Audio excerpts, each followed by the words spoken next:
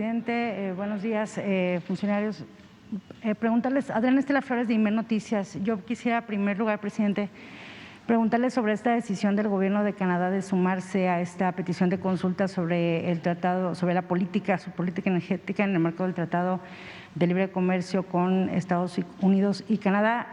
¿Cómo veo esta decisión del Gobierno canadiense? Preguntarles también si afecta de alguna manera la relación con Canadá y cómo prevé, presidente, mientras se da esta fase de consultas o mientras se continúa este proceso, que puedan haber, si esto pueda generar algún tipo de afectaciones en precisamente a la economía de México en los próximos meses o hacia el futuro, respecto a la confianza que puedan tener inversionistas tanto de Canadá como de Estados Unidos en nuestro país. Esa sería mi primera pregunta, presidente, por favor. Bueno, en primer lugar, es un procedimiento que está establecido en el tratado.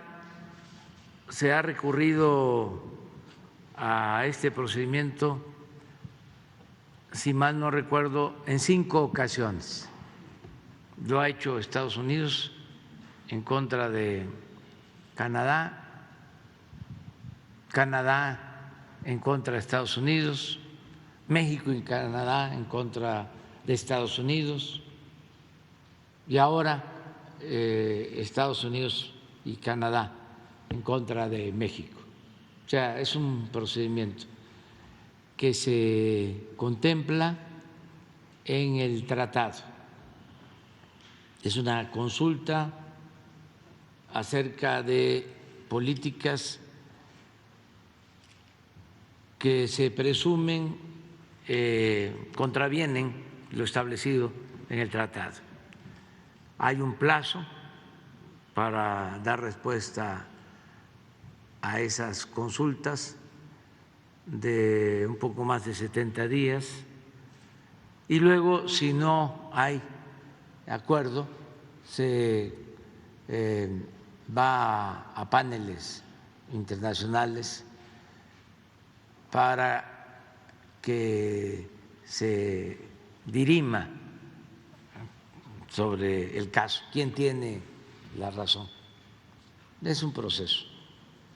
Nosotros vamos a llevar a cabo todo lo que nos corresponde y dejar de manifiesto que no hay ninguna violación al tratado y aclarar de que podemos tener relaciones comerciales, pero nuestras políticas las definimos en México y tienen que ver con nuestra Constitución y con las leyes. Por ejemplo, en el tema energético, pues nosotros no vamos a poner en negociación el dominio de la nación, del pueblo de México, sobre el petróleo. Eso está clarísimo. El petróleo es de los mexicanos.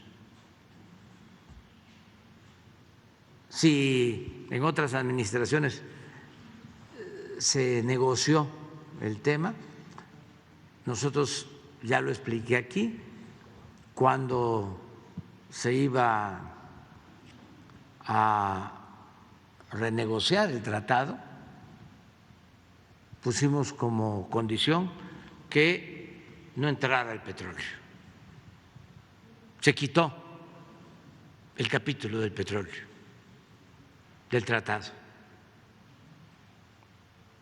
porque el gobierno anterior y los otros gobiernos habían comprometido el petróleo, no en el tratado, sino en otros acuerdos que había hecho México de carácter internacional. Por ejemplo, ya con Canadá ya había acuerdo de manejo de petróleo. Por eso Estados Unidos decía, cuando se dio la negociación, esto a finales del 18, que si ya México había entregado la posibilidad del manejo de la política petrolera con otros países, ¿por qué se excluía a Estados Unidos? Me acuerdo que fue uno de los argumentos, porque ya, en efecto, estos gobiernos entreguistas ya habían aceptado que en los convenios internacionales quedara susceptible de negociación el petróleo de México. Entonces dijimos no vamos nosotros a aceptar ese tratado. Y se generó una crisis, se suspendieron las pláticas. Un día hoy mismo voy a dar a conocer cómo estaba el capítulo sobre el petróleo y cómo quedó, para que nos entendamos, porque muchos de los que promueven ahora esta consulta fueron los que aceptaron, estando en el gobierno, aunque parezca increíble, mexicanos que aceptaron que el petróleo se pusiera en la mesa de negociación.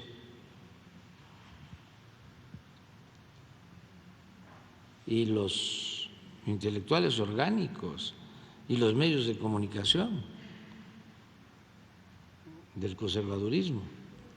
Entonces, todo eso se va a explicar. Y en materia eléctrica, lo mismo. Vamos a dar a conocer cómo, de manera abusiva, violando inclusive la legislación que ellos mismos autorizaron para destruir por completo a la Comisión Federal de Electricidad y entregar el mercado eléctrico a las empresas particulares, sobre todo extranjeras. Bueno, las mismas leyes que ellos aprobaron, las violaron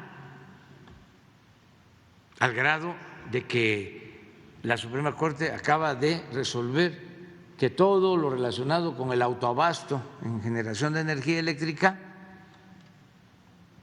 es fraude legal. Entonces, ¿qué se alega? Tenemos muchísimos elementos para responder, y si se trata de una sanción de tipo político, pues también nos vamos a defender. ¿De qué manera, presidente? Porque puede ser.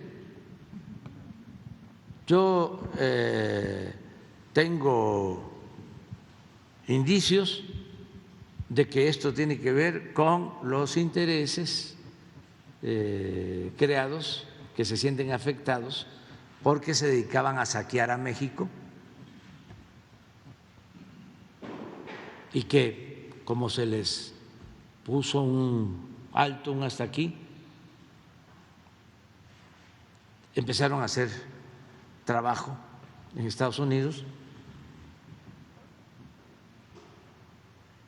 y logran esto. Pero si no hay razón, nosotros no vamos a quedarnos con los brazos cruzados. México es un país independiente y se malinterpreta esta postura, aunque insisto, ya parezco disco rayado, de que una cosa que le agradezco al presidente Biden es que siempre habla de que la relación entre nosotros se debe dar en un pie de igualdad y es respetuoso de nuestra soberanía. Y le creo.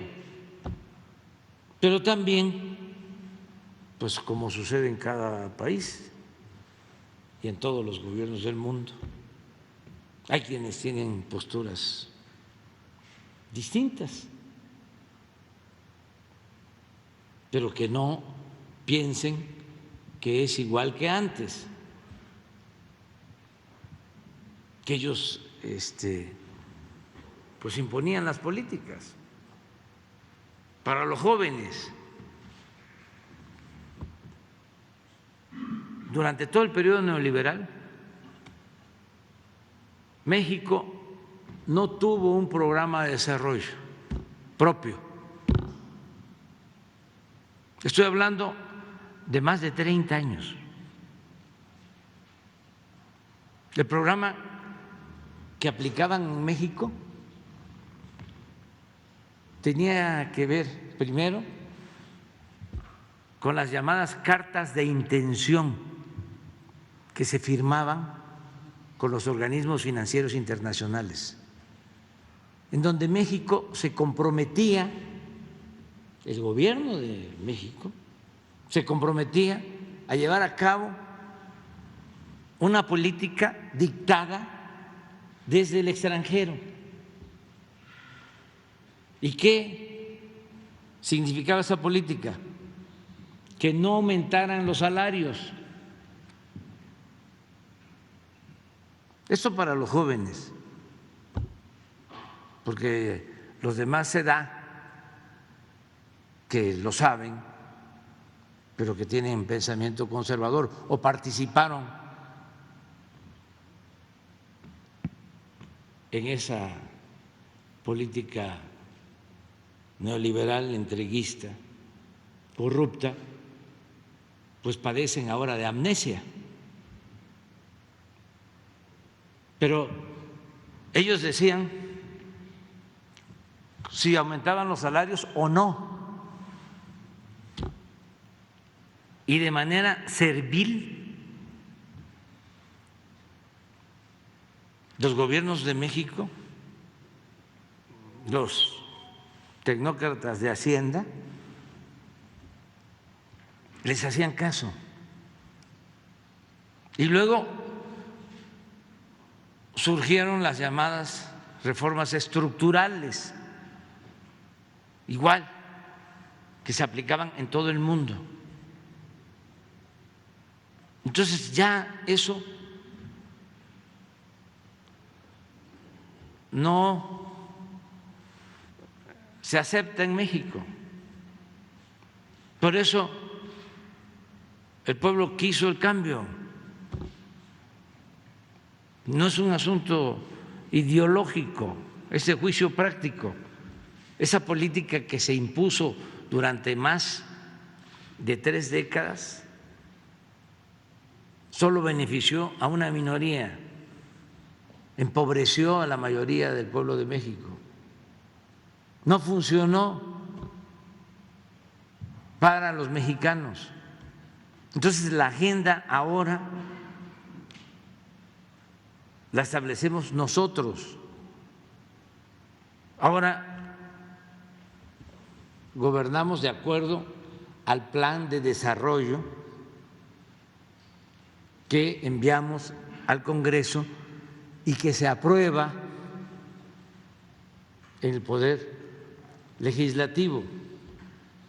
No son las recomendaciones del Fondo Monetario, ni del Banco Mundial, ni de ningún gobierno extranjero.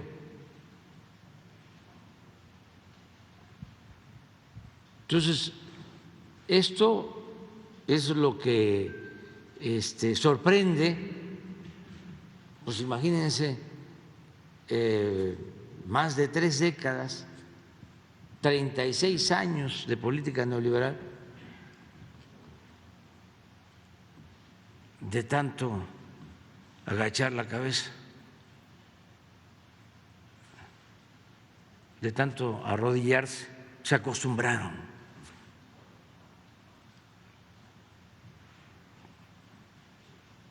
No, tenemos que hacer valer nuestra soberanía. Y el petróleo es nuestro, es de la nación. Y eso es lo que estamos haciendo. Y se va a aclarar todo y ya le he pedido a Jesús Seade, a través del secretario de Relaciones Exteriores, que ayude para responder a la consulta que está haciendo Estados Unidos y Canadá. Además, hemos hecho muchos esfuerzos para atenderlos a empresas estadounidenses. Nos hemos puesto de acuerdo con casi todas. Les dediqué hace como un mes, 2 semanas, atendí a 19 empresas del sector energético y de las 19 se lograron acuerdo, creo que con 17. Sin embargo, pues no es nada más lo de las empresas. Les diría que no son las empresas las que tienen la inconformidad, por eso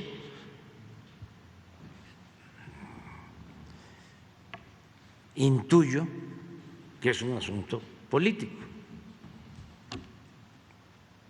porque incluso estuve en Washington, no se trató el tema,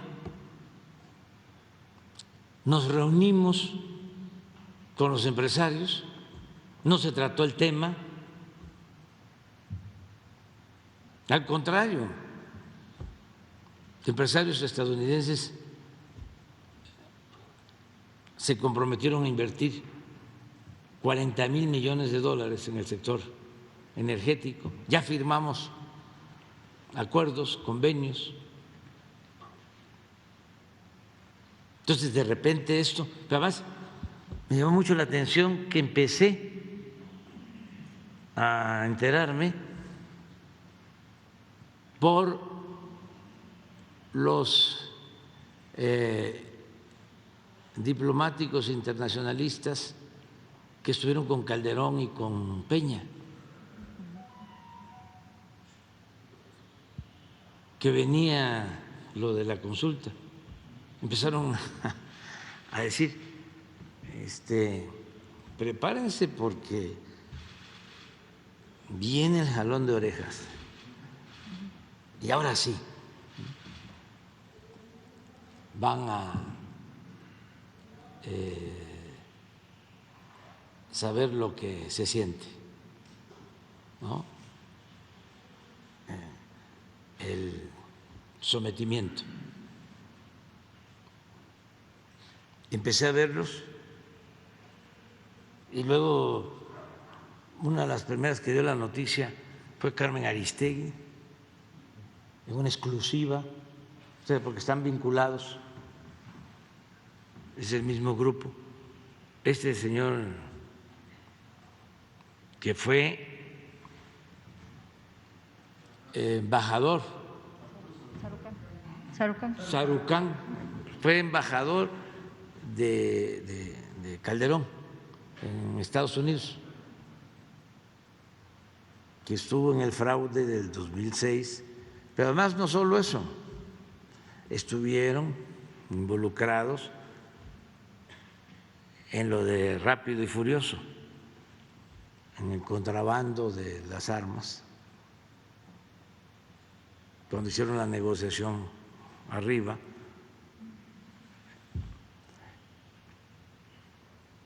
Para introducir esas armas a México. Entonces es todo un grupo que está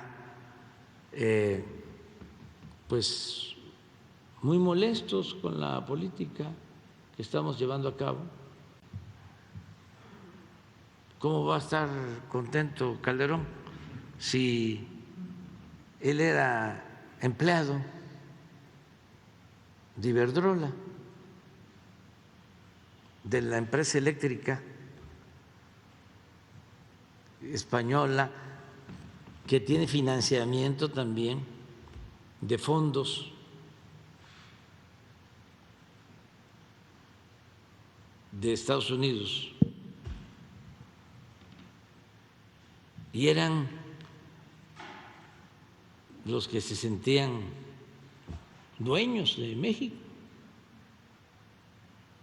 Una vez me tocó hablar con el señor, el empresario principal, creo que presidente del Consejo, y le dije, hay que buscar un acuerdo, porque ustedes están actuando como un monopolio, y si un empresario, los bancos,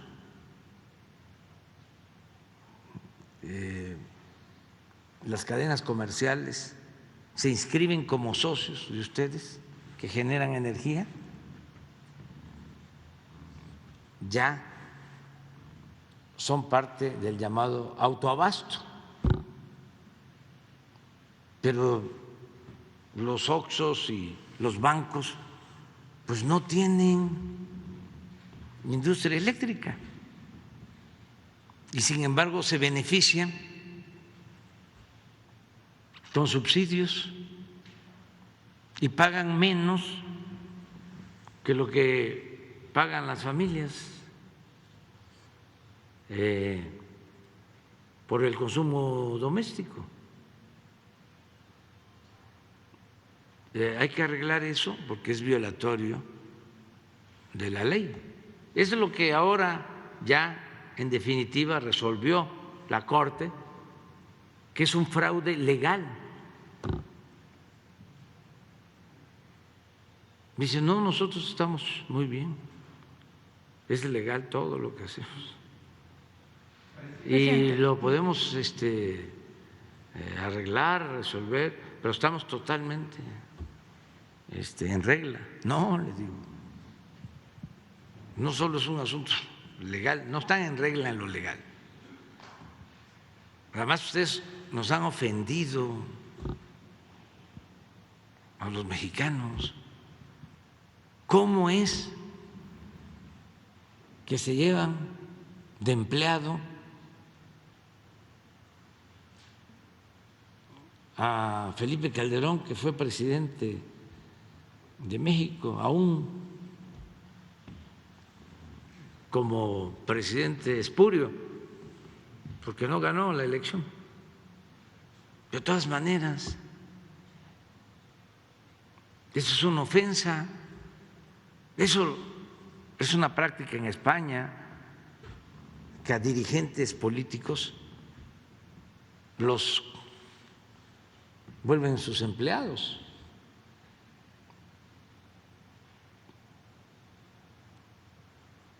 Y pues como tenían tanta influencia, dominan en el Poder Judicial, tienen como empleados a jueces y utilizan estos mecanismos leguleyos para imponerse, y al final, ¿qué es lo que estamos defendiendo? Pues que no aumente el precio de la luz, que no nos pase lo de España, para que la gente lo entienda, porque si dejamos a estos ambiciosos, gente sin escrúpulos, que lo único que les importa es el dinero, el lucro, pues dejamos en estado de indefensión al pueblo de México, y eso no. Entonces, es defender para que no aumenten los precios de la luz, que no aumente el precio de los combustibles. Esa es nuestra lucha. Y también que no desaparezca la Comisión Federal de Electricidad, porque ese era el plan. Si hubiesen ganado ellos, ya no existiría la Comisión Federal de Electricidad. No exagero, porque el plan era ir cerrando las plantas de la Comisión Federal de Electricidad para dejarle el mercado completo a Iberdrola y a las empresas extranjeras. Eso fue lo que no les pareció. Venían con el cuento de las energías limpias, hacer negocios sucios, venían a poner plantas eólicas sin permiso, porque eran los dueños de México. Y había que comprarles la energía con subsidio,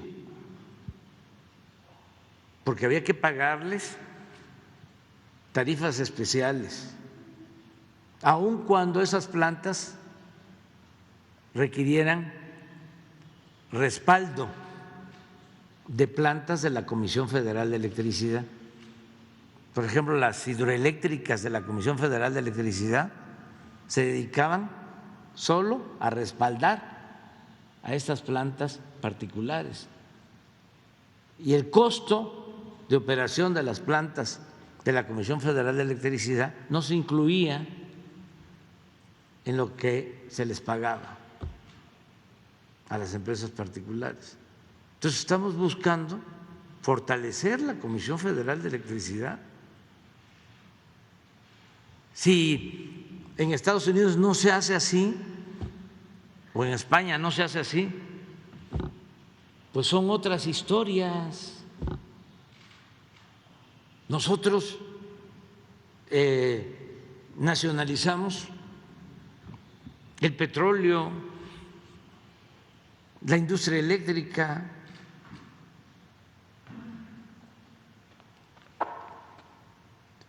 Fueron luchas de nuestro pueblo y eso nos benefició mucho. Imagínense lo que obtuvo el pueblo de México a partir de la expropiación petrolera de 1938, esa gesta histórica, esa decisión soberana del presidente Cárdenas. Pues se pudo desarrollar nuestro país, se pudo industrializar con el petróleo, nunca nos faltaba gasolina,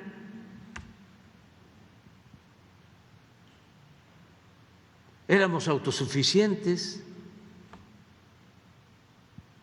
No solo eso, cuando se empezó a vender petróleo, hasta el 40% del presupuesto nacional dependía de los ingresos petroleros. Gracias al dominio de la nación sobre el petróleo, se pudo financiar el presupuesto para el desarrollo de México durante décadas. En la industria eléctrica, cuando el presidente López Mateos lleva a cabo la nacionalización de la industria eléctrica, lo hace para electrificar los pueblos. El ejemplo más claro es el del Internet ahora. ¿Dónde hay internet? En las ciudades. ¿Dónde está el mercado?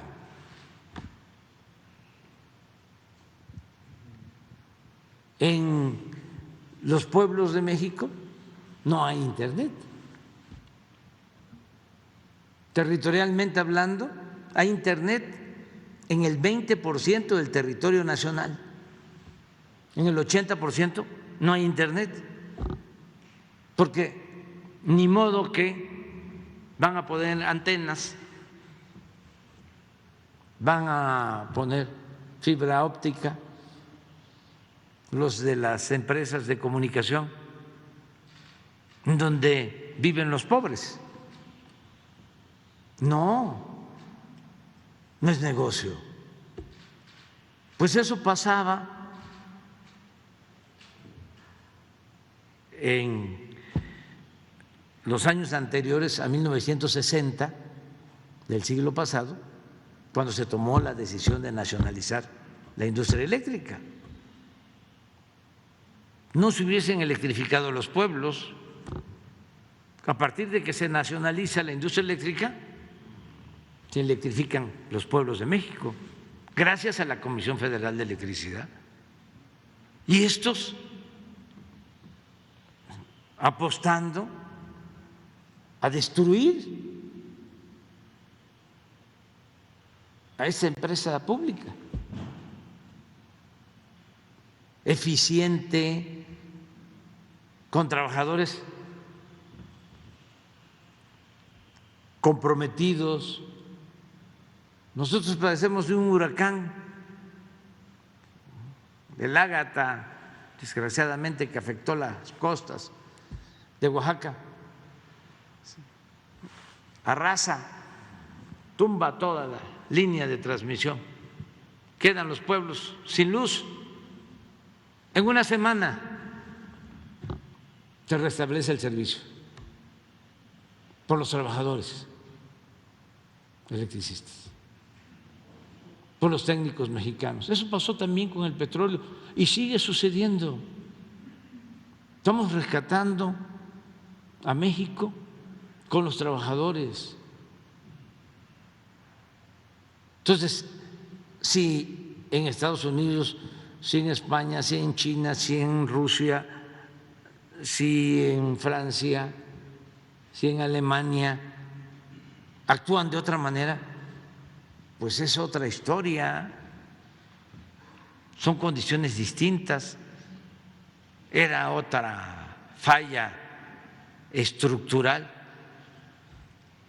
del llamado modelo neoliberal.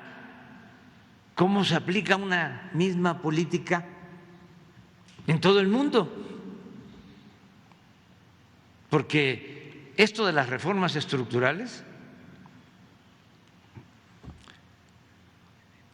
era lo mismo en España que en Argentina, que en Chile, que en México,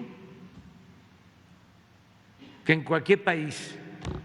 La misma receta, con realidades completamente distintas. ¿Cuál es nuestra agenda? Pues no es privatizar la educación, ni la salud, ni privatizar el petróleo. Esa era la agenda de las reformas estructurales. Ni congelar los salarios de los trabajadores. Nuestra agenda es el bienestar del pueblo, combatir la desigualdad económica y social, desterrar la corrupción, acabar con la impunidad, separar al poder económico del poder político, lograr la pacificación del país. Eso no estaba en la agenda de ellos. Ese es el debate de fondo, pero no se resignan y piensan que van a imponerse, no, nosotros no nos vamos a dejar. Presidente, y preguntarle